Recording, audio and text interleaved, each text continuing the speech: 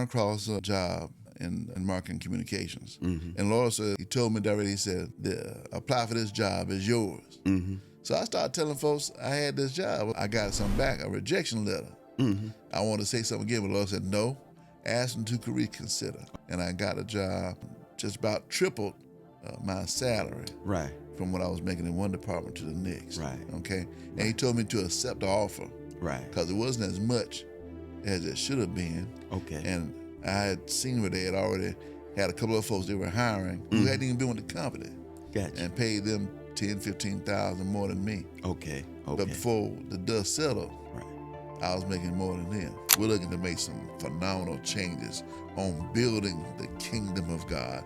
Amen. Building people where they have a mind Yes. to work and to make Yes. a difference. Yes. And so when you see Build a Kingdom Development Corporation, don't just think about building some houses and some Right. buildings. And no, Right. we need to build the people. Right. And then the Right. people will build up the community. Right. Nothing could be done, and you read this in the scripture. It said nothing could be done to the maximum capacity until the people had a mind to work.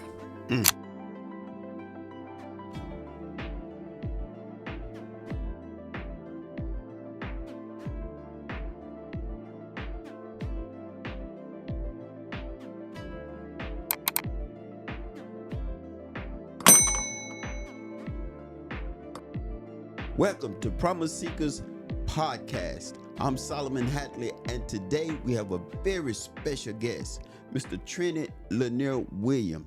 Now, Mr. Williams is a marketing and communications magnate who serves as a trailblazer in the industry. In addition to earning a bachelor's degree in international business and a master's degree in finance, he established a high level of success in marketing, communication, and new product development at FedEx, where Mr. Williams also was a founding member of the FedEx African American Network and president of the company's Global Community Relations Council, a United States Marine Corps veteran, and an ordained minister who founded Christ Tabernacle Baptist Church.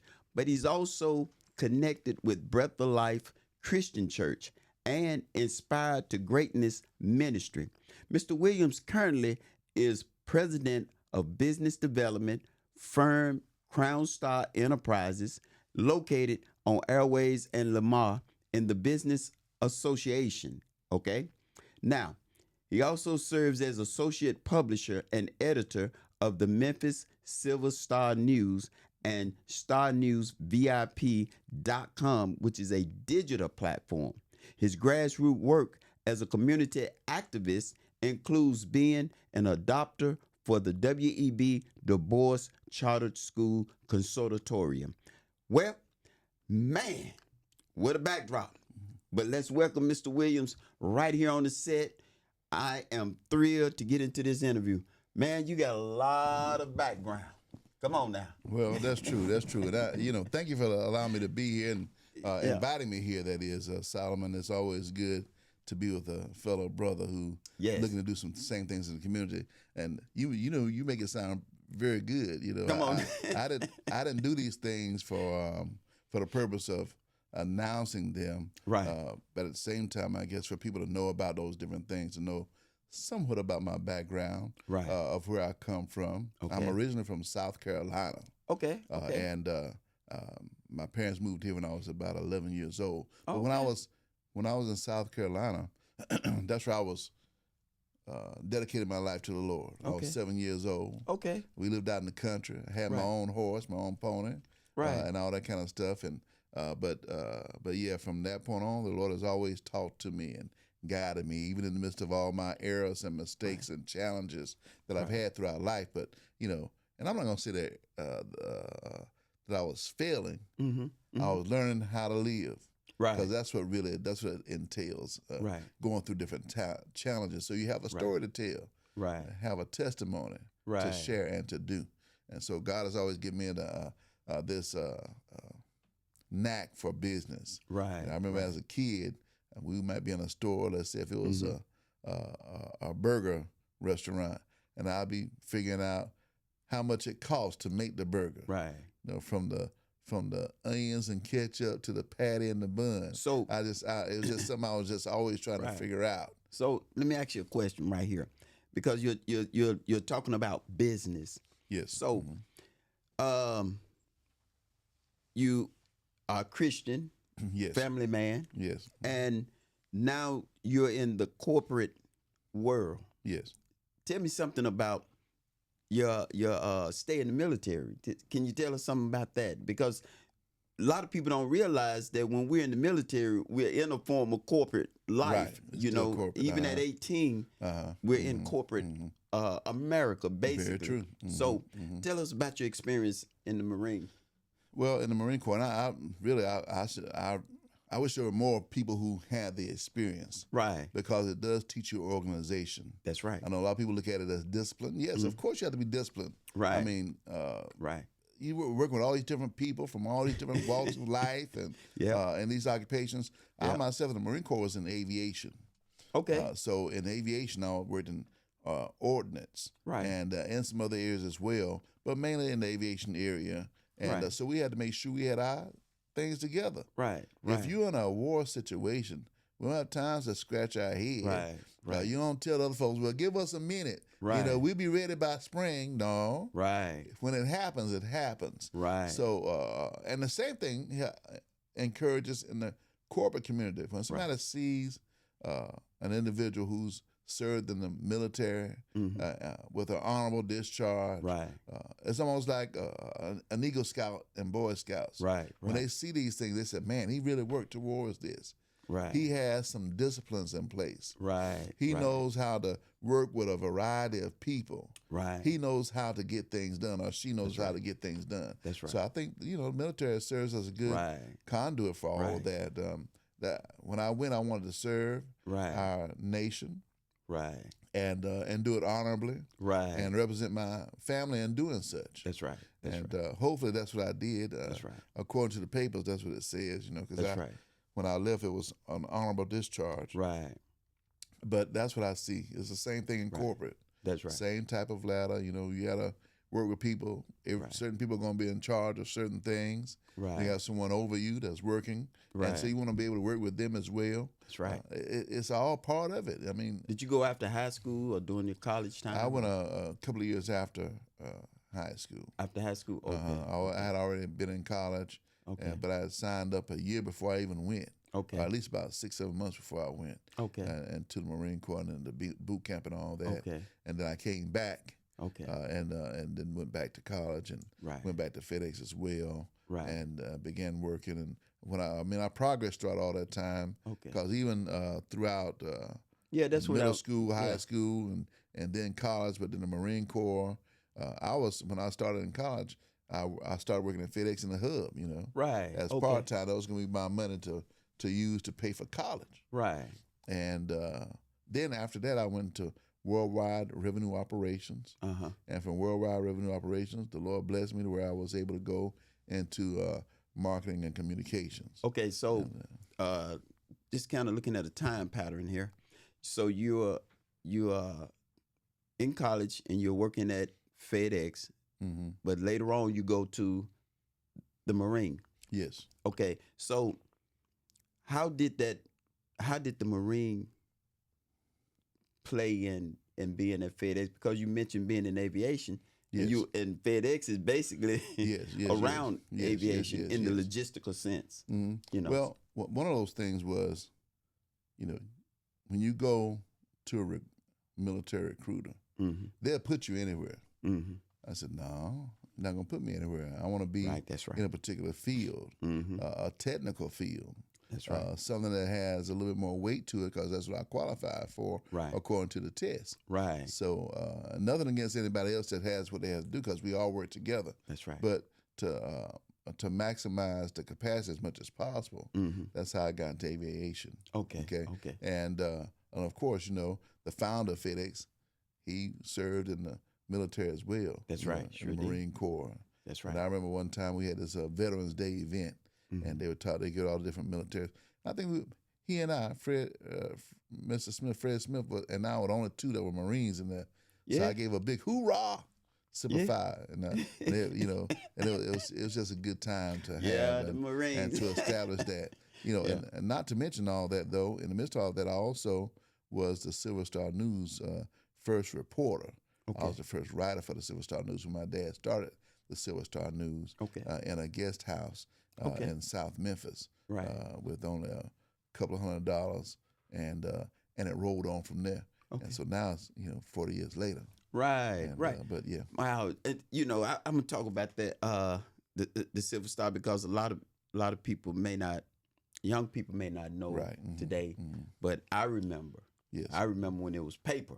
Yes. Okay, not and I knew that it took money to put those papers out there, and it took writers to do it. But I would have never known that I would know you all these years later, and you're the actual writer, one of the writers behind the scene. And I remember the paper in circulation back then, and what a lot of young people don't understand today is that was big for us. Yes, because it gave us a sense of empowerment in our community.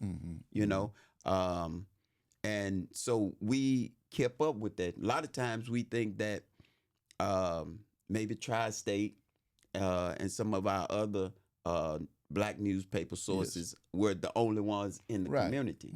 But we also remember like Jet Magazine, as hard copies. Yes. Okay.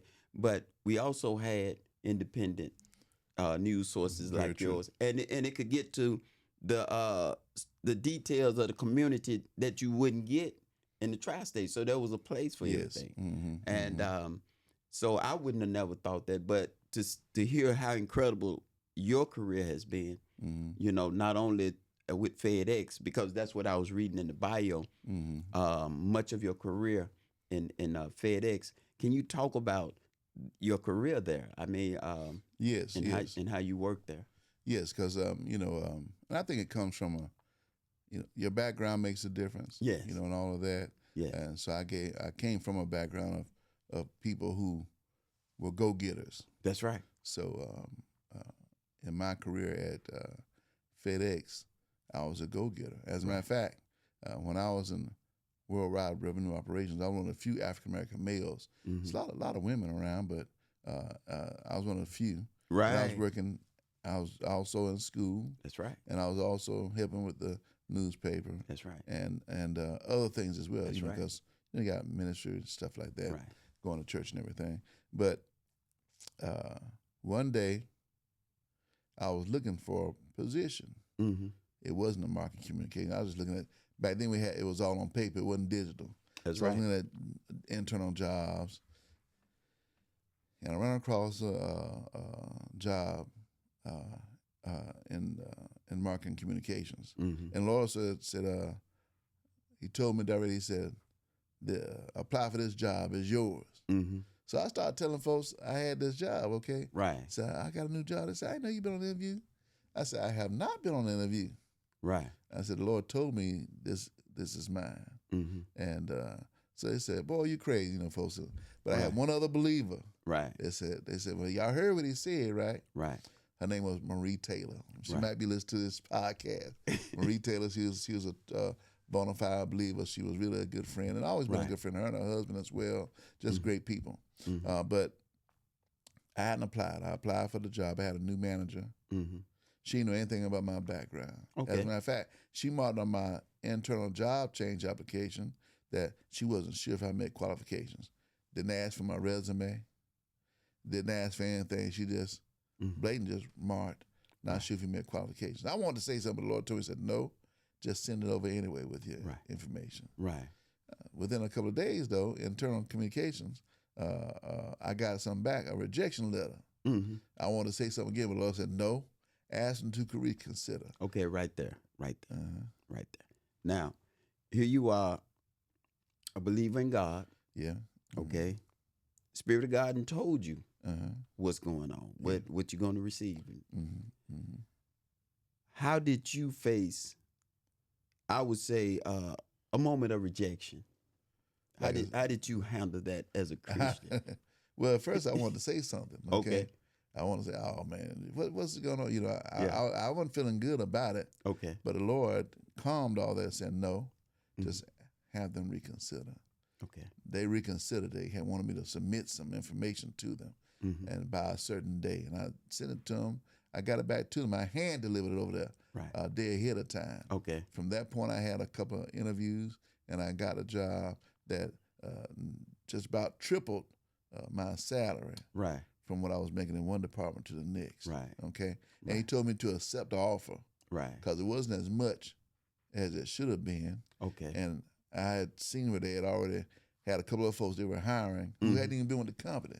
Gotcha. And paid them $10,000-15,000 more than me. Okay. But before the dust settled, right, I was making more than them. Wow. So, come on now. Yeah. So do most of you all understand that he just like anybody else, he was placed in a dilemma. Yes. To where you could have said, I'm not gonna go through I'm this. through. Yeah. These folks buy it. They just don't want to treat me right. Right. These just a bunch of bigots and racists. All kind of stuff can come in your mind. Right. Now that stuff didn't come in my mind. I just felt like they didn't know what they were talking about or doing. That's right. That's now, right. Let me tell you this too, though. Okay.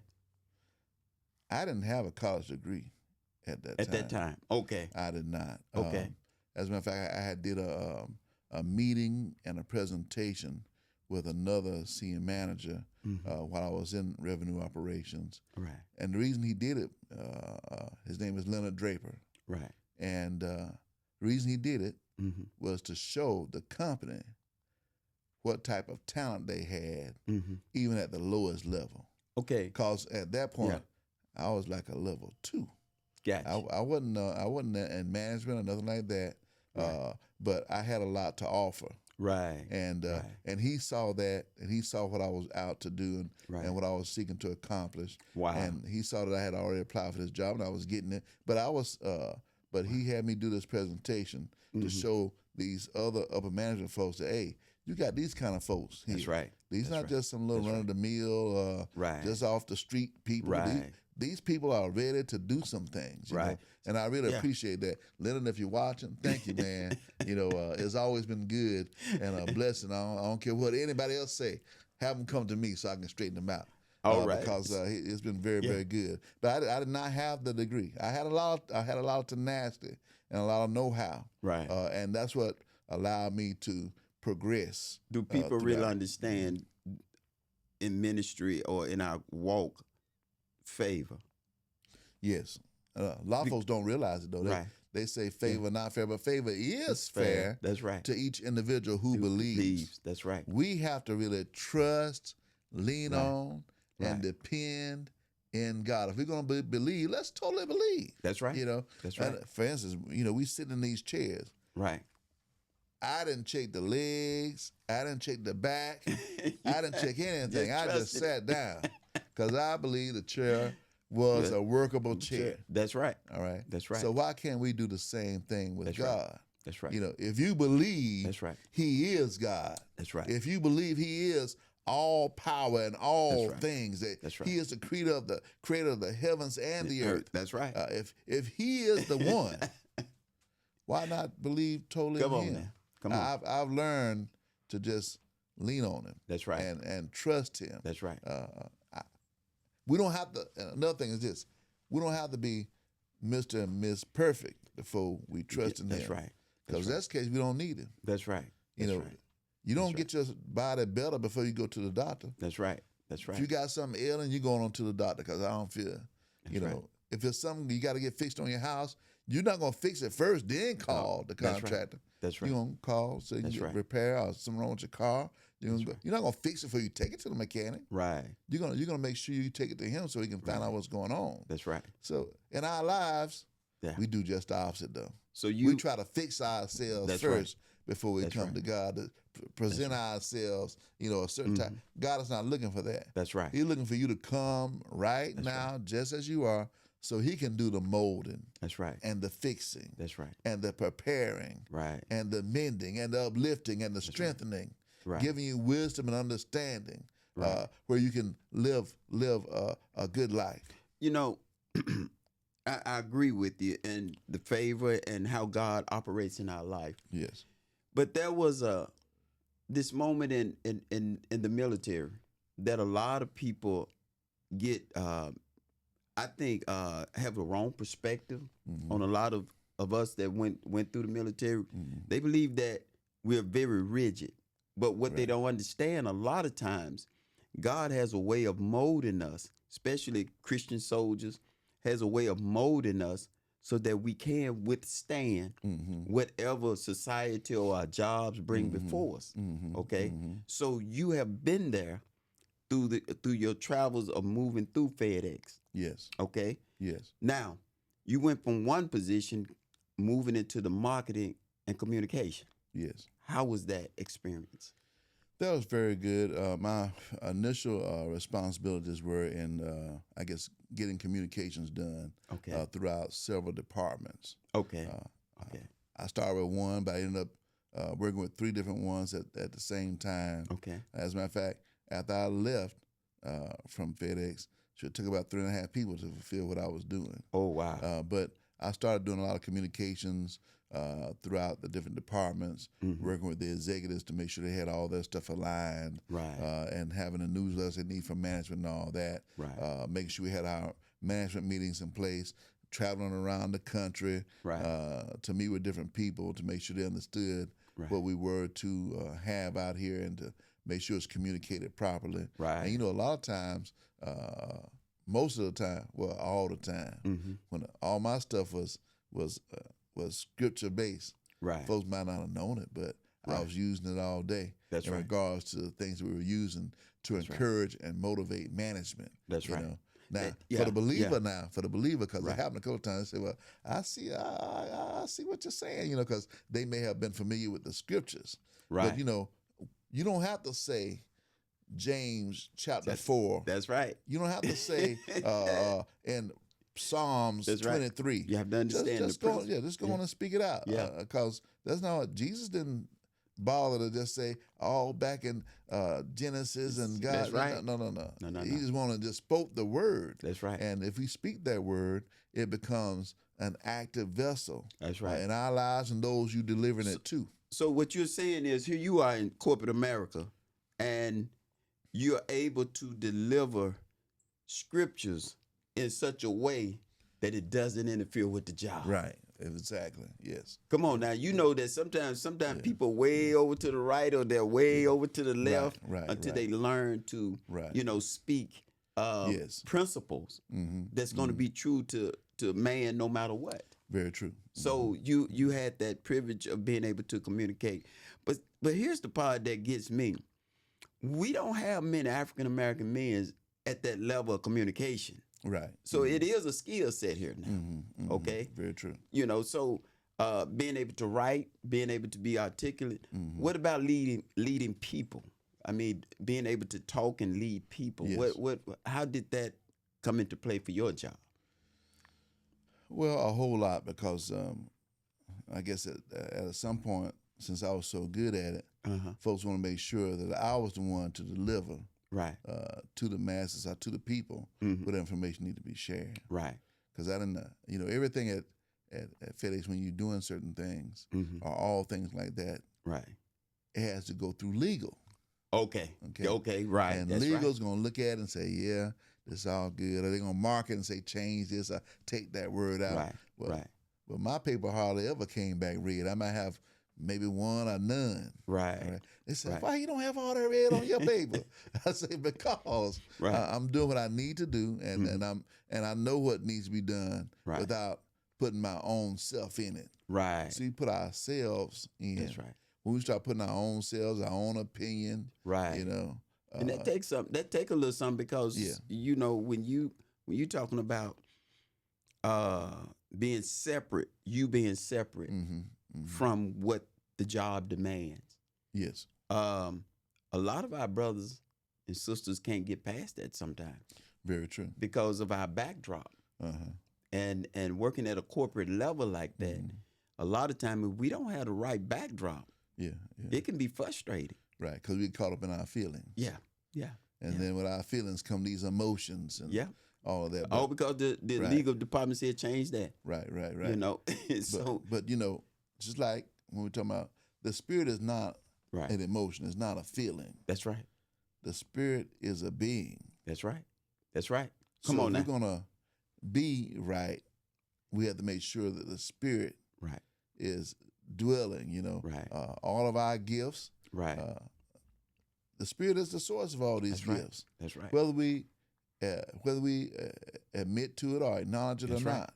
You know, sometimes people get envious of folks who out here doing wrong, but they're prospering. Right. You know. Right. And believe it or not, quite a few of those folks doing wrong, they still use some of these same principles.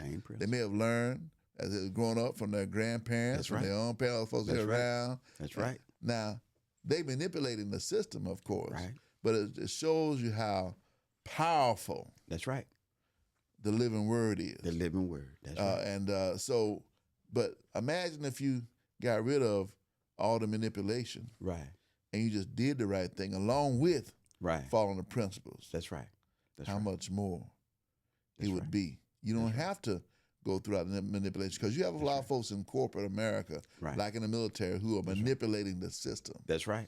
You can get caught up in it, or you can do the right thing. Do the right thing. Know? That's right. And doing the right thing has always paid off for me. All right, and it gives me a peace of mind that I've done that versus going opposite directions. I've had run-ins with different people because I didn't. They got where they might have wanted to accuse me of something. I want me to take the fall for something, and I just stood back. But then God knows how is the way. You know, you reap what you sow, and He'll clear the pathway. Now, and I don't mean to cut you off right there because, see, you're going into this subject of integrity. Yeah. On our jobs or in our careers in corporate America, and something that seemed to be a lost value. It is. Because a lot of people, I'm not going to say everyone, but a lot of people have what we call the Machiavellian, spirit, to get there and be successful. How did you make it through that? I mean, all those years with the different challenges that could have came. Yes. Just learning from each day. Right. Of course, I had the challenges as well. I had to work my way through those challenges. There may have been some times where I didn't do things in the best way, but that wasn't necessarily intentional. That's right. Because God knows the sincerity of your heart. That's right. But even in the midst of that, He worked it out. Right. He kept growing me stronger and stronger and stronger. That's right. Because you had to face, in corporate America, you were more prone to the devil being the accuser of the brethren more than anybody, because a lot of people sitting there, they're white and they're saying, well, he say he's a Christian, or he didn't do this, and but not taking it to the fact that you're human, and God didn't make us perfect. Yes. Yes. And as we study scriptures throughout with all the characters, every one of those characters came up short somehow, some way, except Jesus. He fulfilled. But people will honor though your belief system and your integrity. I remember as a child when I dedicated my life to the Lord, and I was 7 years old. Right. Everybody else around me changed. They said, "Oh no, we can't mess with him because he's saved." Right. He don't need to be doing what we doing because he's saved. And so they respected that. On into time, even up throughout corporate, folks would respect the integrity that you have, whether they knew you were saved or not. Right. They knew that you were a person who were accountable, who had some integrity, who stood up for what was right, and they respect those things. That's right. And God will allow those things to see through. That's right. You thrown in a lion's den and the fiery furnace, whichever way you want to put it, but you're gonna come out. That's right. With no ash. That's right. No burn. That's right. No bite. Right. You're gonna come out on the joyous success of it all. That's right. Regardless, when you're trusting Him. That's right. Because there could have been some times when it could have been very treacherous. Right. For me. Right. In regards to my career. That's right. Where I may not have been working for FedEx, or where someone else may have been had been able to take advantage. But I really had to trust him in the midst of those eras, where he just kept moving. What about and kept progressing? What about this? We have watched college, the collegiate life. We have watched military life, corporate life. Now you're taking this turn to go into ministry, which will lead you back to the community. Yeah. Okay, that journey. Yeah. What made that decision? You know, I'm quite sure the Spirit of God being in you and wanting to work with God's people or people. How has that been, that transition from corporate life to now with the people? Because it takes a charisma, you know, to pull this off. Well, I've always been involved in church, you know. I remember going to church with my mother back in South Carolina, and then also with my father as well, especially as we got back here and got into Memphis. We would go together. Right. But along with that, I've always been involved. Right. Singing in the choir as a youth and young adult. And, I played trumpet in the band at school, but I also played my trumpet at church. Right. All right. Under Dr. H. O'Neal at Union Valley Baptist Church. Okay. With Dr. William Herbert Brewster at East Tree. That's right. And a lot of people don't if you don't know history of Memphis, you look up Dr. William Herbert Brewster. Right. One of the most phenomenal musicians, songwriters, poets, playwrights, and history. He's written a whole lot of things, but I had the opportunity to be there with him. Wow, and to play trumpet at that church. And, out of all those songs he wrote, when I would be there practicing or whatever, he would ask me to play one song. It was Amazing Grace. That was his favorite song. Wow. Even in the midst of all the songs he wrote. But all these things helped me grow. I was the superintendent of Sunday school. Wow. The youth superintendent. Wow. Back in that time. Now, but along with that, though, there's one thing that I said, well, I ain't going to be worried with this. And that was spreading the good news. Right. Being a minister. Right. Been ordained and all that. I already seen all the turmoil that comes along with it. But yeah, that's what I was alluding to. At one point, though, you have a call in your life. The Lord has already called you out. Right. But I didn't want to take it. Yeah. But I did take it back in the early 90s. And it was before I even got this promotion. Okay. I took that, I went on and accepted my call to the ministry. Right. My wife and I, we were at Union Valley Baptist Church under the Prince of Preachers at that time. Okay. And Pastor Waller, Eugene Waller. Sure. And so we were able to move forward from there. And from that point, after accepting the challenge, it doesn't change the challenges. Right. As a matter of fact, the devil comes even more. That's right. At that point, because he wants to steal, kill, and destroy everything that God has putting together among us. But still yet, I'm here. So okay, I guess where I'm at on this is that you're coming from the corporate to founder. That's what I was reading in the bio. To founder. Now you have these expertise. Yes. And you're coming into the community. Yes. Okay.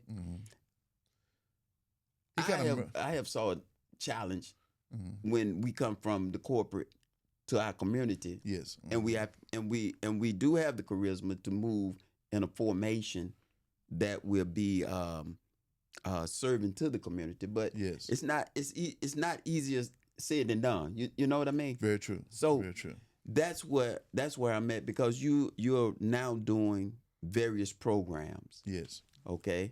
And you're really involved with the community, not just talking about it. You're involved, and so this experience, because I'm quite sure you could see things in the corporate versus where we're at in the community. Yes. And if we could just apprehend what you're saying, then we could just move on with more working relationship. Do that sound about right? True, Yes, it is. But it was a lot of other, I guess, legwork along the way, not necessarily on my behalf, but on God's behalf. Yeah. For a shortage of words, I'll say I got played into it. Okay. Right. Because I was doing a lot of community work already. Okay. Throughout the community, and being in business in the community. Right. Already doing a lot of things, and then also on the corporate side. Yeah. With the global community relations, doing things with that. Right. And so I was already involved in the community. And I also got involved with the Airways Lamar Business Association because that's where our business was. Right. And Mr. Albert Crawford is the originator of the Airways Lamar Business Association. He's passed away now, but when he passed away, then a couple of folks said, "Well, no, we need to have him as our new leader for the Airways Lamar Business Association." Right. Based on his background and all of that and everything. So that's how I got involved in that. But I was also already involved in a lot of other areas, with the Memphis Christmas Parade that occurs in Whitehaven with Hazel Moore and others, and a gamut of other things. I always stayed tied and involved with my school, high school at Whitehaven, but also other schools as well. I had adopted schools in the Airways Lamar area and across the city. I got involved with the before we had charter schools. I was helping to organize and to get plans in place on how we can get involved with charter schools. So I got involved with that as well. And just in the background of doing all these different types of things, it just compiles all together. Over the long term. I also work with long-term care of West Tennessee. And got involved with that, and I was president of that for a number of years to help people understand the red tape of preparing their loved ones for long-term care. So you got all these different types of things I was involved with and doing over a period of time. Not necessarily all of them at the same time, but some did overlap over a period of time. All of that together made the difference, and that was how I was able to do ministry work as well. And I would even before.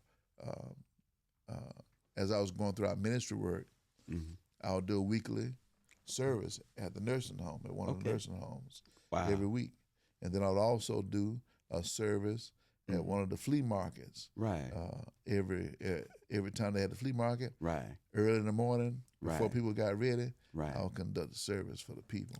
And so, I mean, it's not just, it just didn't happen like one time for something, but really getting involved to making a difference for the people.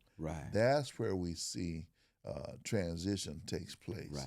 And that's how it worked for me. Because like I said at the beginning, I wasn't about all that, but and I didn't want to do that. But then more and more, the Lord helped me to realize, yes, this is what I need to do.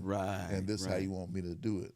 Because he had already told me he wanted me to help lead a nation of people. I was like, what does that mean? Help lead a nation of people. That's right. And it's not don't mean being the president of the United States necessarily. It could be for somebody, but what do you mean by leading a nation of people is leading people to him.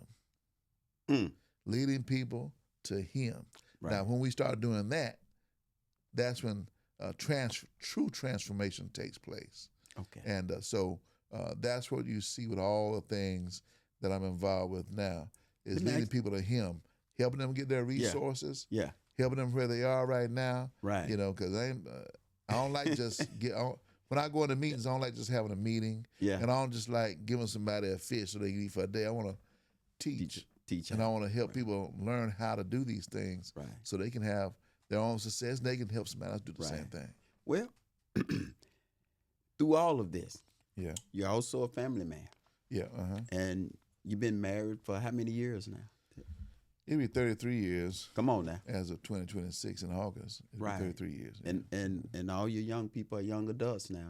Oh, yeah. Everybody's young adults. And the reason I brought that out is because out of all the challenges and the things that you have done over your career and over the life, in our homes, in the homes with married couples, black men, that's very far and few today to maintain that home, to keep it together, even with the challenges, you know, and to look back and say, well, I worked to get them to adulthood, and you know, that's about all we can do because they, you know, they make their own decisions.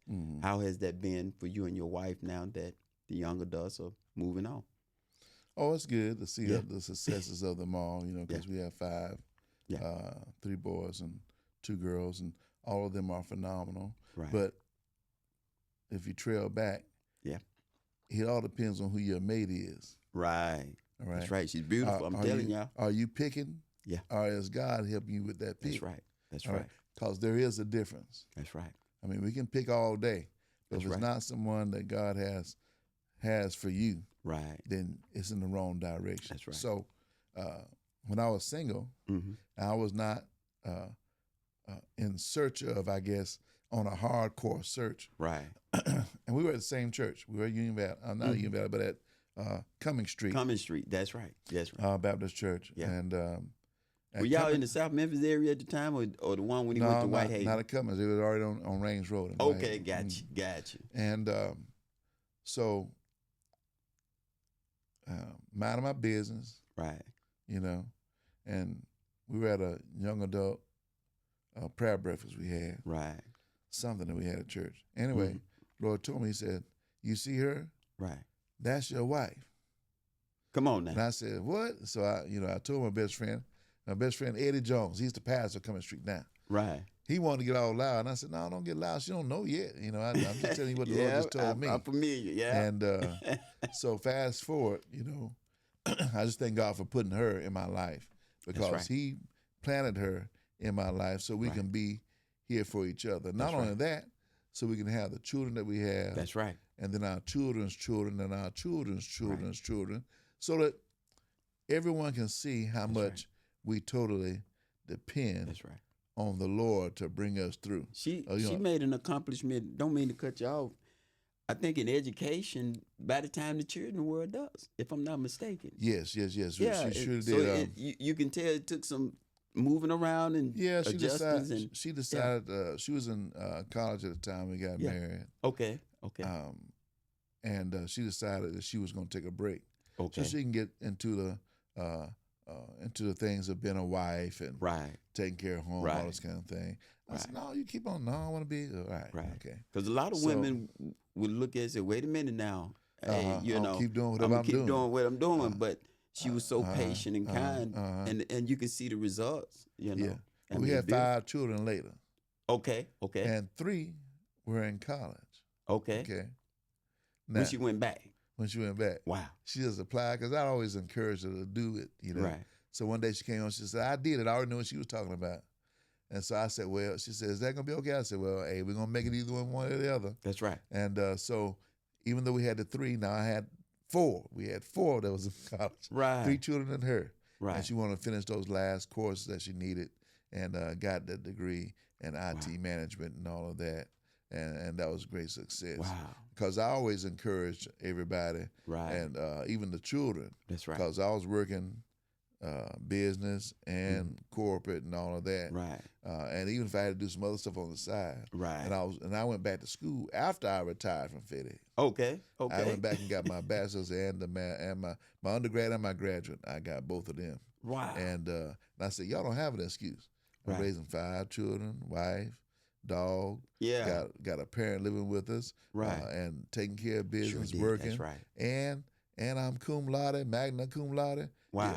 What excuse you have? That's right. Other than to get your work done. That's right. In the class. So we never did micromanage our children. We trained them from early on. Right. On how to take care of their work. So we didn't micromanage. We already had a system in place. Oh, we always share confessions first thing in the morning on the way to school. Right. We had specific confessions of encouragement and motivation for the children. Wow.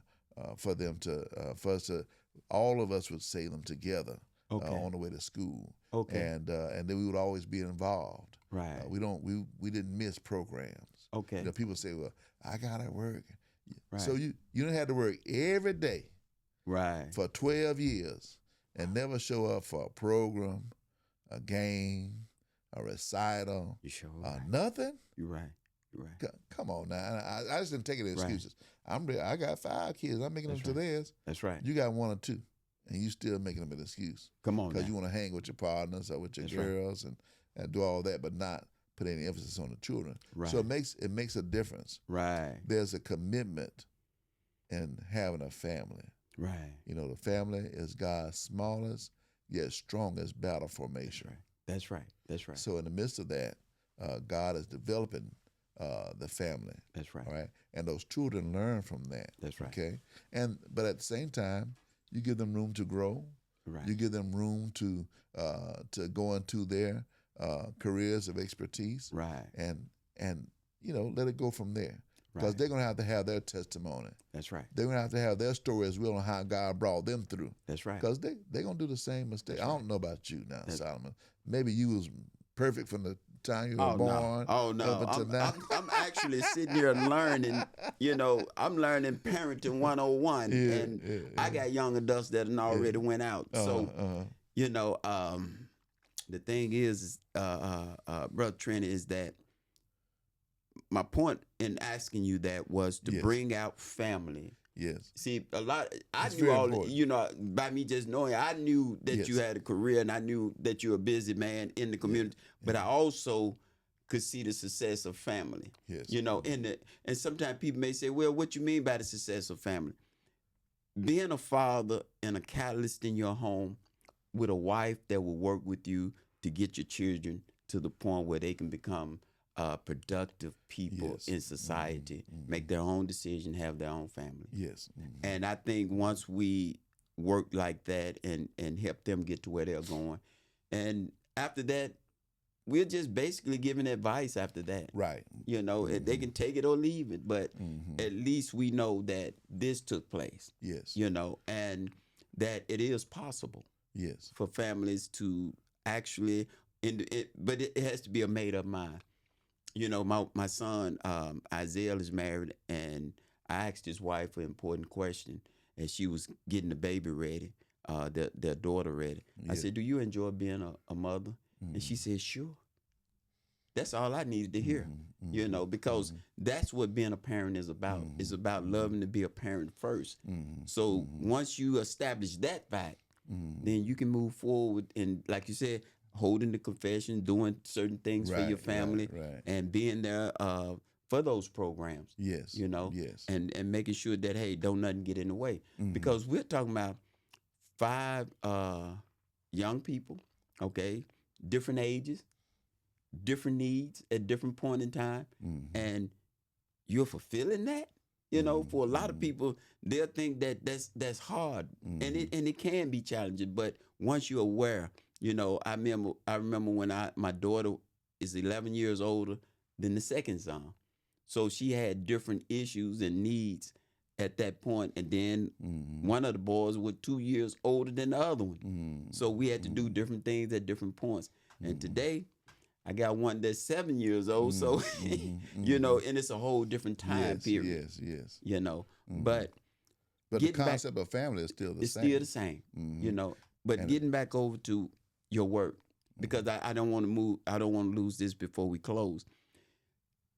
What organization are you working with right now that, if you give the information out on camera, they can get in contact with you to possibly work?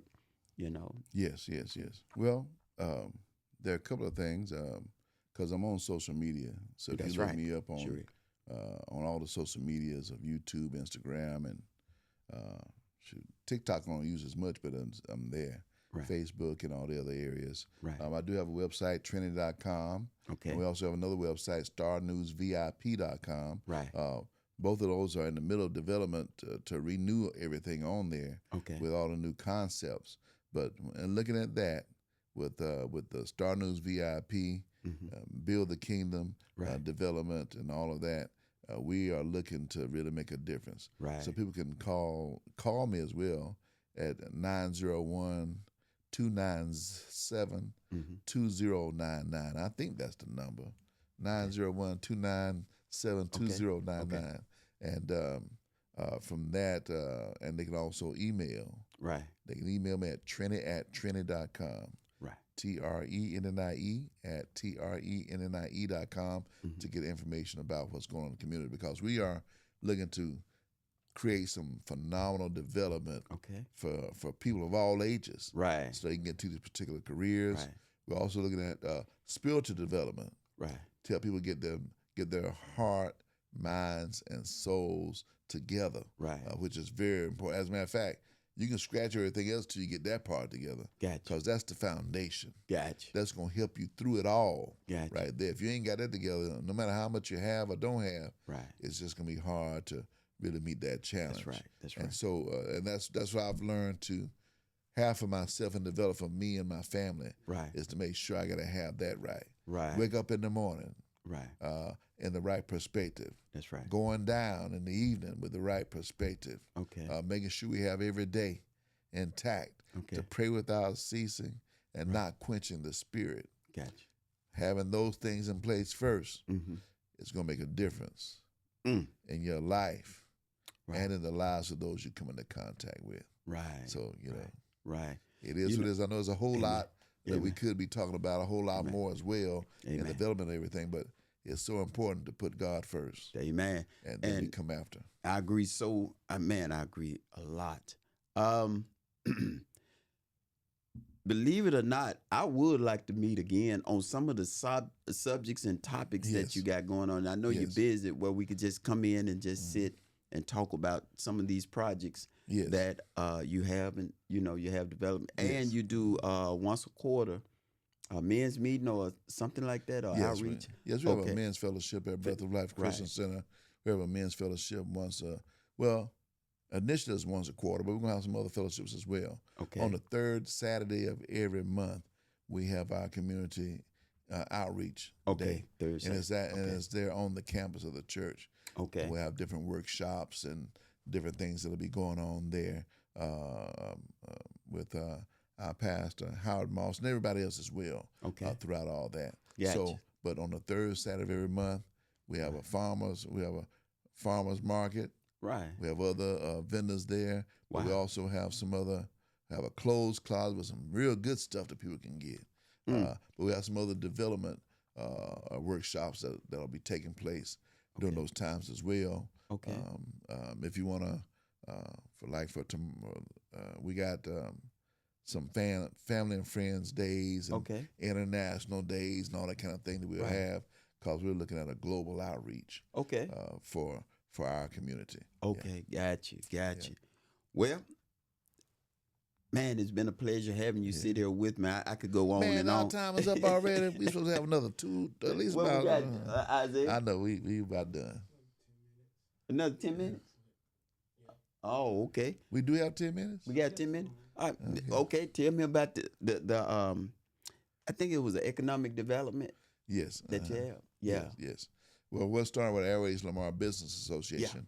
Help forming a lot of things around that area, including the transformation of the Army Depot into the Memphis Depot, helping to revitalize the schools in the area, make sure we have everything from state line to the fairgrounds established also, but helping to build those communities in between. Okay. So they're revitalizing the Army Depot. It's already revitalized. Oh, yeah? It's not the Army Depot anymore. It's called the Memphis Depot. So you have a lot of corporations, Cargill, Barnhart Crane. We have a Memphis Police Department there, and a whole bunch of other things that's going in that same area there. Wow. And but that's just a small gamut of it, because with the transition into Build the Kingdom Development Corporation, we're looking to spread not just around Memphis, but all around the world. We're looking to make some phenomenal changes on building the kingdom of God, building people where they have a mind to work and to make a difference. Yes. And so when you see Build the Kingdom Development Corporation, don't just think about building some houses and some buildings. Right. If we need to build the people. Right. And then the people will build up the community. Right. Just like you see with the book. And with Nehemiah, I call this the Nehemiah Project. Right. Let me ask you something. You said that twice, Trennie. You mentioned building the house is one thing, but building the people is another. Yeah. So, looking at that, is it?